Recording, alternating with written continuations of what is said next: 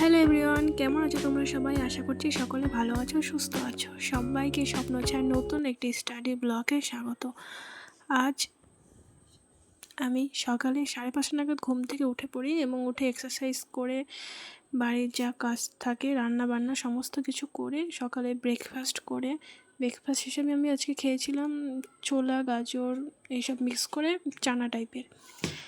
তো তারপরে আমি স্নান টান করে পুজো দিয়ে পড়তে বসে পড়ি এবং পড়ার আগে আমি একটা আপেল কাটি এবং সেটা পড়তে পড়তে খাই।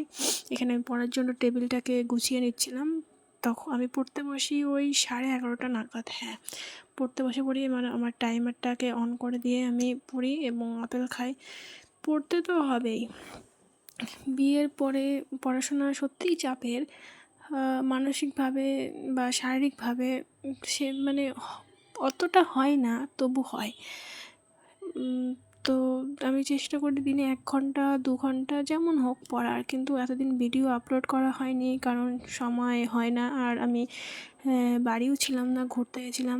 তো সেই জন্য সমস্ত কিছু ব্যস্ততার মধ্যে পড়া হয় না। তো আমি পড়ে টড়ে এখানে 1 ঘন্টা 20 মিনিটের মতো পড়ে আবার ব্রেক নিই, লাঞ্চ করি এবং কিছু কাজ থাকে সেই বাড়ির কাজগুলো কমপ্লিট করি, যেমন থালা বাসন মাজা এবং জামা কাপড় তোলা সমস্ত কিছু করি সব। তারপরে আমার হাজব্যান্ড ফল এনেছিল বাজার থেকে, সেগুলোকে মানে এটা সকালের ক্লিপ, সেগুলো আমার গোছানো হয়নি, রেখে দিয়েছিলাম, ভাবলাম পরে করব। তো সেটাই আমি এখানে গুছিয়ে নিচ্ছিলাম। এখানে ছিল আপেল, কিছু মৌসুমি, শসা, পেয়ারা, এগুলোই সব আমি আলাদা আলাদা করে সাজিয়ে রাখছিলাম যাতে খাওয়ার সময় সমস্ত কিছু হাতের কাছে পাওয়া যায়।